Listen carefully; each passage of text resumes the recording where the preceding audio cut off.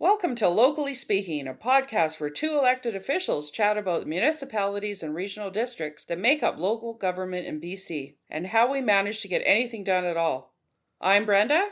And I'm Alton. And welcome to episode 1. In this episode, we're going to talk a little bit about the election itself. What there was to love, what there was to hate.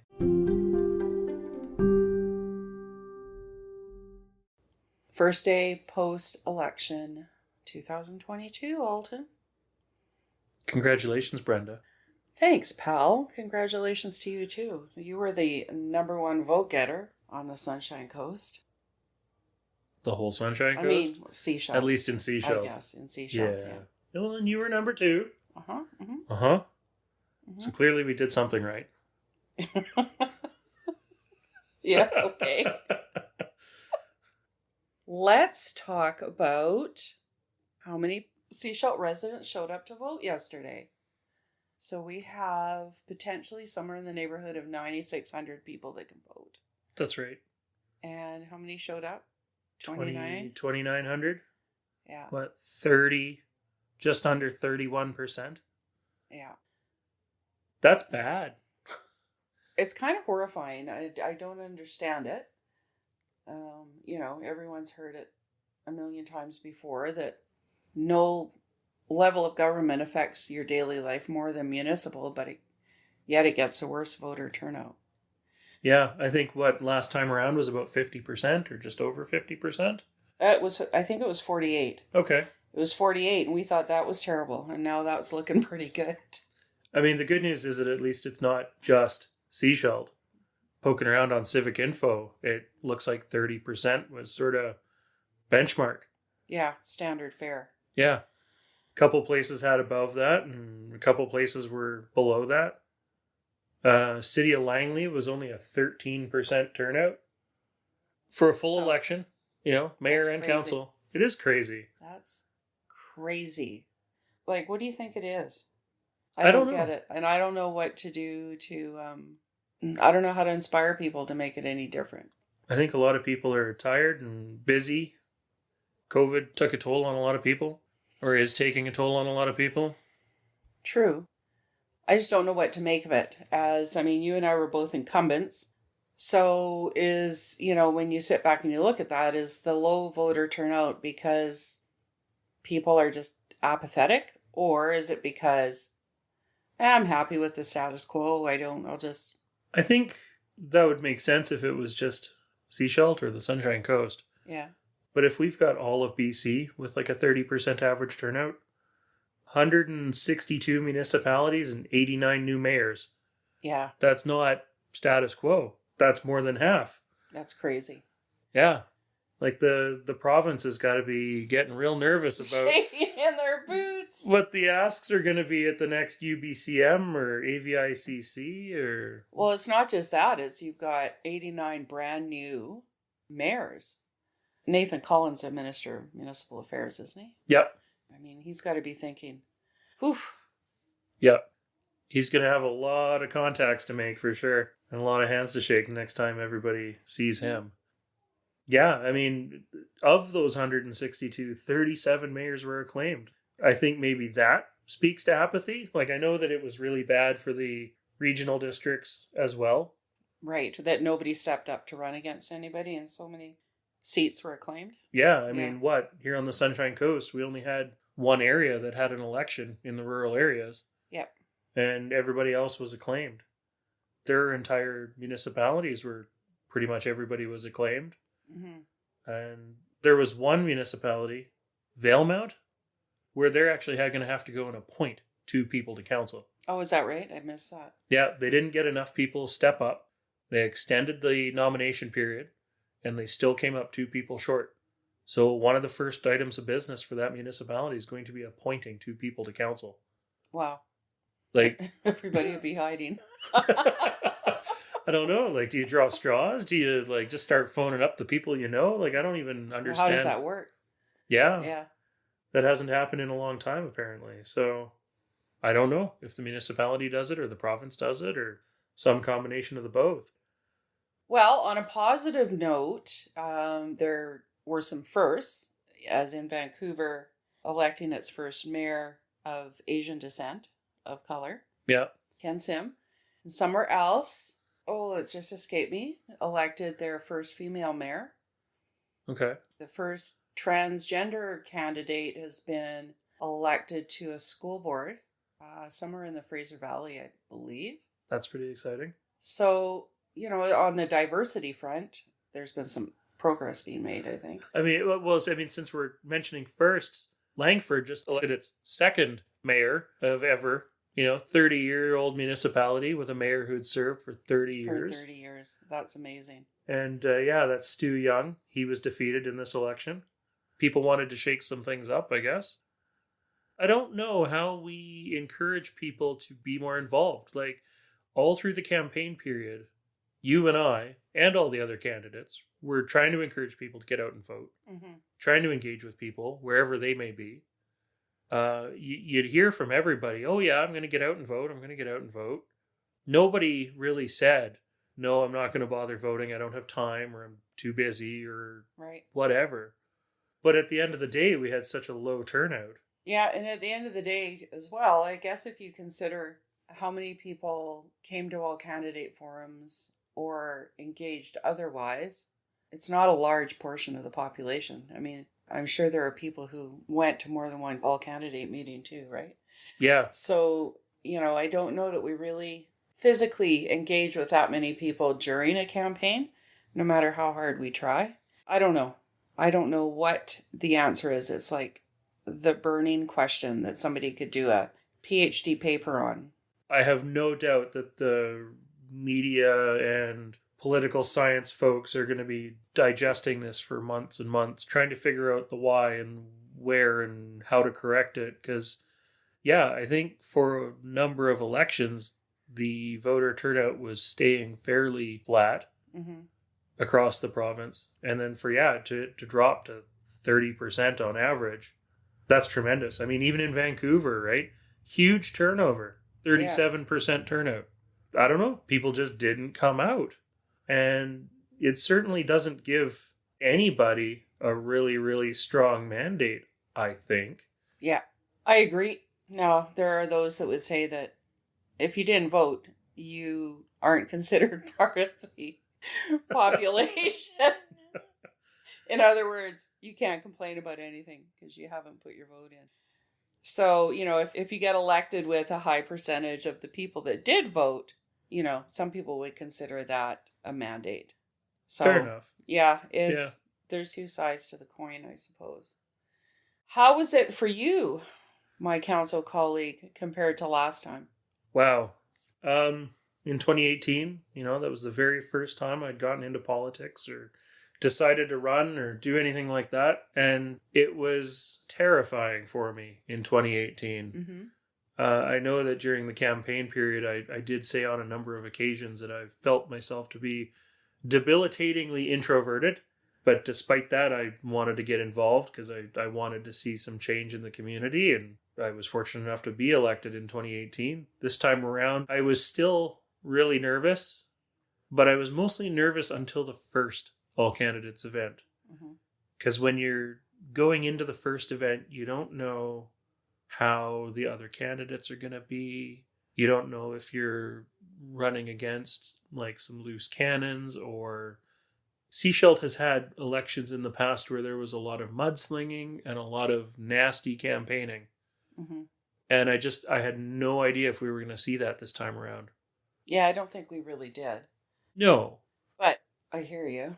So did you find public speaking easier this time around? I think so.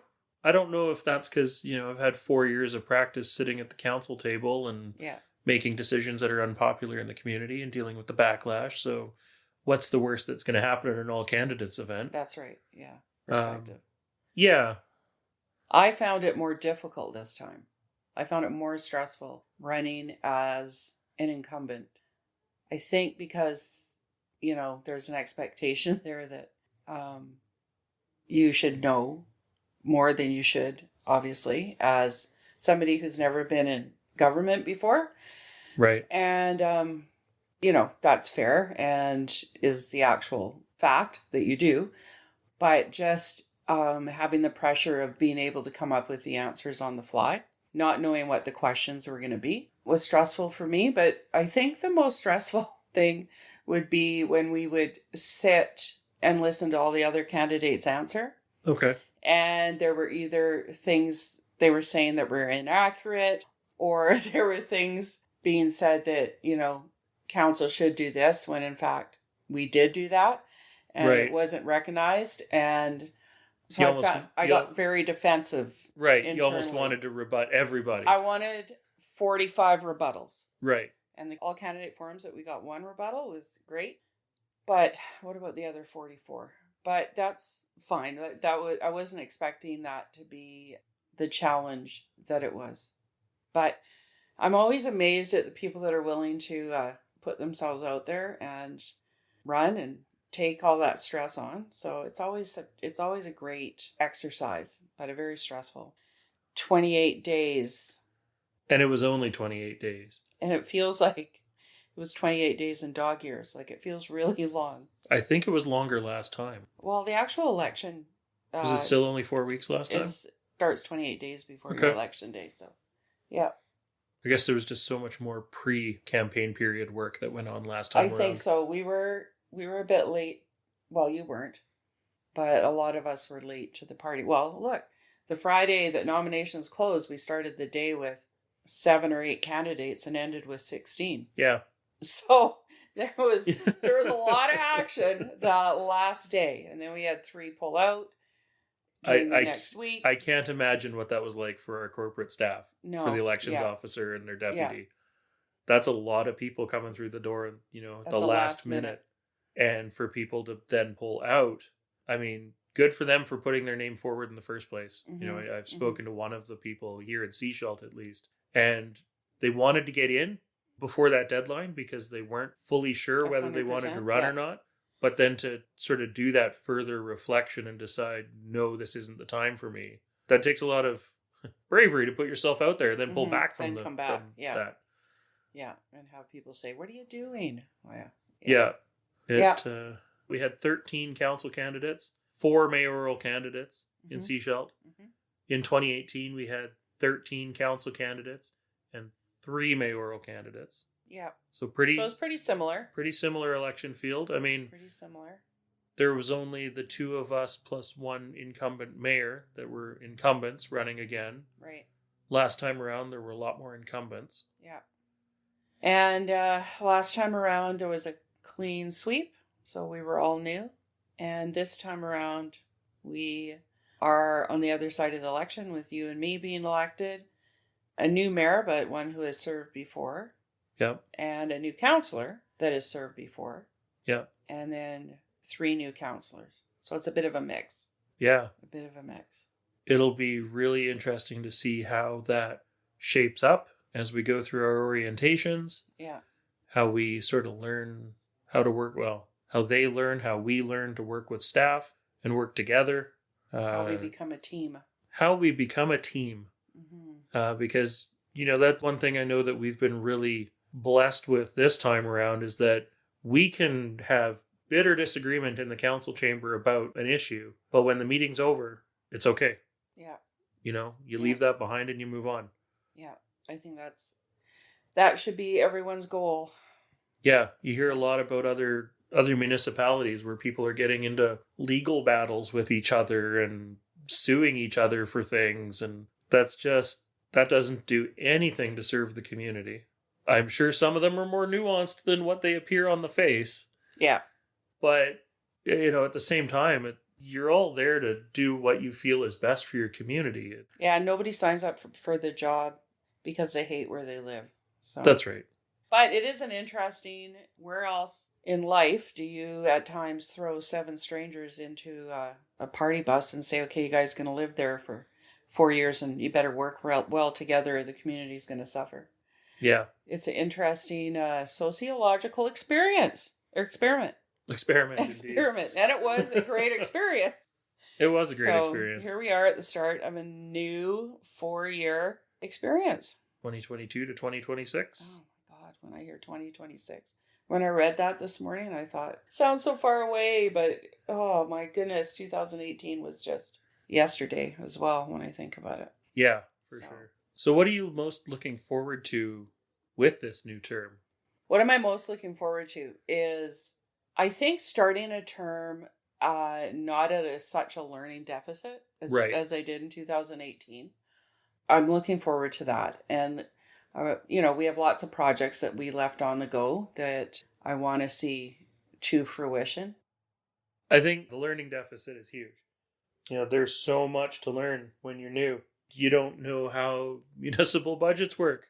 Yeah. You don't know how you put together bylaws or do public hearings or All of those really, really exciting, dry things that nobody thinks about when they're running that's for right. council. When Right? you run to solve homelessness That's right. or Yeah. punish the criminals, you don't really think about how you have to get from From A to B, A A to to B. Z. Yeah. Yeah, what you've promised, or if what you've promised is even doable, Yeah. through the procedure, through the staff, to a goal. I mean, locally, I think we have a great staff in place, and I think that's much improved from the situation in 2018. So I think we're poised to be able to move a lot of goals forward. I think one of the things that I really would love to see the needle move on, and this goes back to the 30% turnout, but is public engagement. It's sort of a bit nebulous to me in that we keep hearing that we don't engage enough, but yet that usually doesn't come with a solution from who's complaining about it. So I think we have work to do there, and I think we need to, really ask the community to step up and do that work with us. I don't think it can just be on local government. No. And I don't know that I would have had the confidence to have that conversation even a couple years ago. So I'm looking forward to seeing if we can make some headway on that. I hear that from other communities and, places that I have friends and family around the province, and government doesn't communicate to me is probably the number one common issue across the province. But you know what? Have they ever even had a session on it at UBCM or anything? Like, Yeah. I don't really feel like it gets a lot of airtime. If it's something we all have in common, which I no doubt that we do, it would be interesting to actually do some brainstorming sessions around it, what other communities are doing. I mean, we will have LGLA coming up, probably in February or January, something like that. Yeah. Always a good opportunity to meet other elected, especially, post-election when there's a bunch of new people. Yeah. So it'll be something we definitely need to try and figure out how to take forward. And we're not going to be the first people to try and figure out how we need to, quote unquote, solve public engagement. Yeah. But there's definitely room for improvement. And but how do you know when you've improved? It's so subjective. So in nursing, we set goals, and they have to be SMART, SMART. So they have to be measurable and achievable. So, how do you know when you've reached a level of success with that? How do you measure that? Because it's so subjective. You could still, you could put all your resources and energy into one neighborhood, and at the end of the day, residents could still say it wasn't enough, or I never heard about it. So how do you make those goals achievable and measurable? That would be my question. I don't expect you to have an answer, Alton. That's good, because I don't. That's one of the things to consider. Yeah. I don't know. That I sort of alluded to that during one of the all-candidate events, because people felt they weren't engaged with or communicated with well enough. And it's like, is the problem that we're not communicating enough? Or is the problem that it's the wrong type of communication? Yeah. Or, if you have an interest in your municipality or your regional district in what's going on, there's got to be some expectation that you'll do at least a little bit of work. That you'll seek some information out? At least a little bit to be informed. We've got people that reach out to the wrong governments all the time. Yeah, true. Right? Looking for the solutions or the answers to things. And it's like, no, you're not even calling the right office. I don't know. I really don't know. It'll be interesting to see or hear from other people. Yeah, and I guess we'll do some strategic planning. That'll be part of that as well. Yeah, and you know what? At least locally, we have new communications managers that weren't here 4 years ago. True. Both at the District of Sechelt and at the SCRD. Yeah. I know that the communication manager at the SCRD, he used to be with the RCMP in Burnaby. Mm-hmm. So if anybody's good at engaging and communicating with people, I would hope it's the RCMP. Do you, since you have sat on the SCRD, and you did 3 years, right? Yep. On the RD. And District of Sechelt, well, I'm going to ask it anyways. Is engagement more of a problem in the District of Sechelt than it is in the RD, or vice versa? Where do you get more complaints about it? I think we get more complaints about it in the District of Sechelt. Yeah. And I think that's because the regional district, the projects that go on at the regional district tend to be more matter of fact. Mm-hmm. There's not a lot of engagement that you need to do on, we need a new landfill because the current one is almost full. Right. Yes, there are engagements around the budget, of course. The board does present to all of the member municipalities, and they do public presentations. I know that the turnout for those this last year wasn't very good, but they were recorded and they were put on YouTube, and they had a decent following on YouTube later. The wastewater treatment plants in the rural areas were really controversial because there was a big fee increase that was being proposed. Mm-hmm. And the residents didn't feel like they were being consulted or engaged with. Mm-hmm. Quite strongly did not feel that they were being consulted with. So I know that staff did learn some lessons there, to the point where I think, at least a couple of the systems were okay with the rates, or, even felt that it wasn't enough, which is great news at the end of the day. District of Sechelt, though, I don't know if it's because we have so much going on in such a small geographical area. Like, we're 11,000 people. We've got garbage and sewers and parks and roads and bike paths and taxes. And then people start to complain about the hospital and the ferries and this, that, and the other thing. So I don't, And we did take on the SCRD took on their zoning bylaw and short-term rentals as well. Yep. But there was certainly a lot of conversation around level of engagement on those big projects. And then pretty much with every zoning bylaw or OCP amendment, I should say, you hear about it as well. Yeah, one thing that we do try and do is, if we've got a zoning amendment or an OCP amendment, goes out to all the community associations. But how many people are part of the community associations? Mm-hmm. We don't even know those numbers when we send these things out for referral. Mm-hmm. Yeah. I don't know. It's interesting for sure. Coming back to the election, though. Yes. Do you feel that the campaign went the way you hoped or intended that it would? Like, beyond the getting reelected, obviously. I mean, the actual flow of the campaign. Is there things you wish you'd done differently? I actually wish that easy enough to say now that I've been elected. But the sign thing is always a bit of a bugbear with me. Internally. What do you mean sign thing? The sign thing. I wish I'd been brave enough to try it without signs. Okay. Because although it's good for our local printing shops, it's a lot of money for something that a lot of people really don't appreciate along the side of their roads for 4 weeks, and then it's what to do with them afterwards. So there was a lot of talk on social media this time, because we did have one candidate who didn't do signs and was highly applauded by a lot of people. Now, she missed out on being elected by not much. But I know there's a common, the common thought is he or she with the most signs wins. That's what the sign makers would like you to believe anyways. Anyways, so, I wouldn't mind a conversation around the whole issue of election signs. Yeah, well, there was one resident that commented on Facebook, actually, that they wish that there was one spot. That's right. Where every candidate could put out, a sign, maybe it's a bigger sign, and they could include, brochures or flyers or handouts. Mm-hmm. So everybody was all in one spot, and you could go there and pick up all the information about all of the candidates and go on your way. Yeah. Which would minimize the signs being produced, the distribution of all the signs on the highways, Yeah, I don't think that's a terrible idea.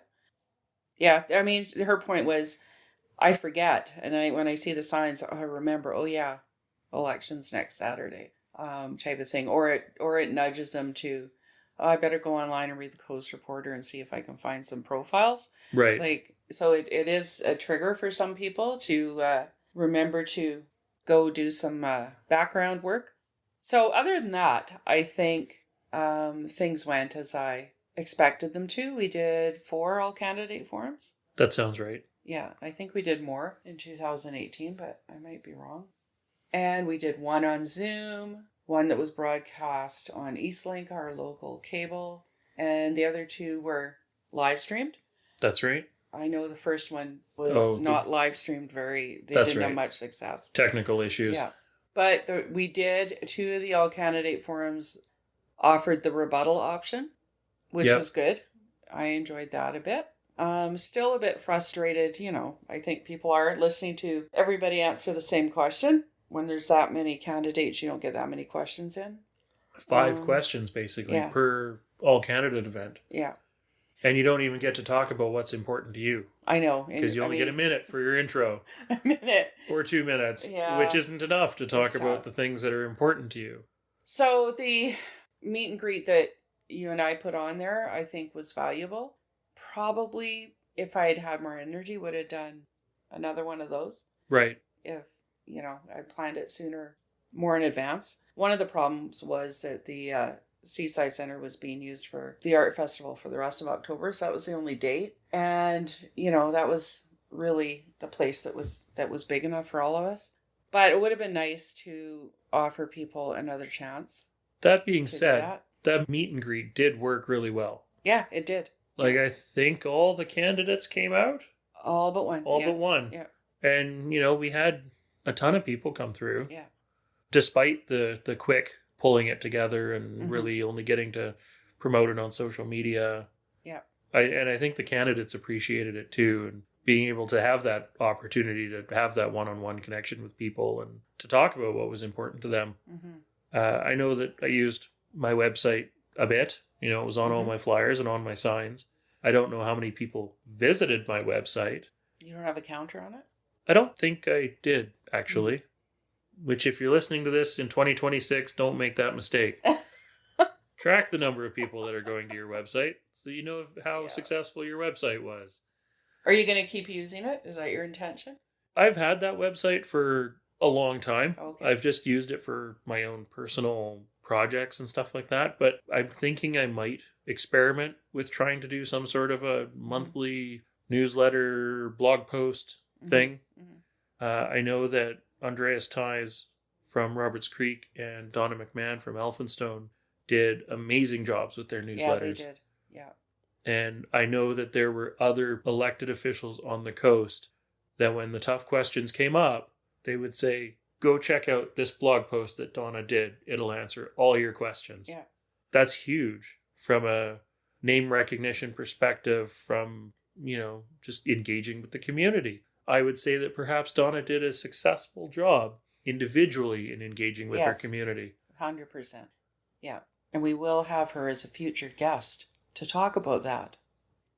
I hope that we can continue to find ways to talk to people. We experimented during the last term with council conversations, where we would get together in person. We'd rent one of the rooms in one of our buildings, and people could come and show up in the evening and chat with us about whatever was important to them. And we only ever really had 3 or 4 people come out. Usually the same 3 or 4 people, which we got to know those 3 or 4 people pretty well. But I don't think it really met what we were trying to do. No. Have you heard any suggestions from people? Got any feedback on how to approach engagement with people yet? Or no. It's too early for them to tell us we're doing it wrong, right? Well, I mean, I'm surrounded by people that just ask me when they want to know something too, right? So a few weeks ago at work, we were talking about water, of course, and I usually don't let them talk politics at work. It's like they can talk about it, they can't bug me about it. Anyways, they started bugging me about water, so I started telling them about the projects that were on the go, and they stared at me with blank looks in their faces like they'd never heard of it before. And These are highly educated people. And so I remember thinking at the time, if you guys don't know, why does it surprise me? Like, I don't know why I'm surprised that people don't know that we're so close to having an operational well. Right. To another group who was talking about it, they were reading the paper and going on about how the SCRD had done nothing in the last 4 years. And at the same time, they were talking about what a pain it is to drive down Reed right now with all the construction. And when I started talking about the Church Road project, she's like, oh, is that what Church Road means? Is that why there's all that construction there? They had no clue. Right. No clue. So it's like, even when if you drive through it every day and you read the signs, they're not putting it together. The cynical side of me will say that people are looking for someone to hate at the municipal government because it affects their daily life is the obvious choice. That's when I have a really bad day and the tolerance tank is really low. I'm like, are you guys kidding me? I guess it's worth pointing out, why would you be talking water with people, Brenda? Because not everybody listening is from the Sunshine Coast. We're in a severe water supply deficit on the Sunshine Coast. It's not something that got caused overnight. It's been many years in the making due to many factors: climate change, population growth, provincial, trying to access resources in provincial parks that were created to protect our watershed. It is definitely an ongoing issue. The Sunshine Coast Regional District is responsible for water, which is not standard across the province. Some places municipalities provide the water, some places you've got water improvement districts. But here it's the SCRD that supplies water, and they have a number of well fields that are under development to work on resolving that supply deficit. I would say that is probably the most glaring example of public engagement issues that we face here, at least on the Sunshine Coast. Yeah, 1,000%. Because everybody who drives to the ferry is impacted by the work that's going on with the Church Road Wellfield. And so many people don't know what it is. The other thing that's amazed me is they don't understand that they think, well, those wells are in Gibson's. Right. They're not going to help Sechelt. Probably 10 times last week I had that conversation. Right. But those wells are in Gibson's. Yeah. It doesn't matter how many times it's on the front page of the newspaper or how many times a news release is put out about it. People somehow always miss it. Yeah. It's a great example because we are just a couple of months away from bringing the first one of these well fields online. And there are people that think it's still years away. Yeah. Yeah. I think that's probably a good place for us to leave it. The election is over. We talked about the election.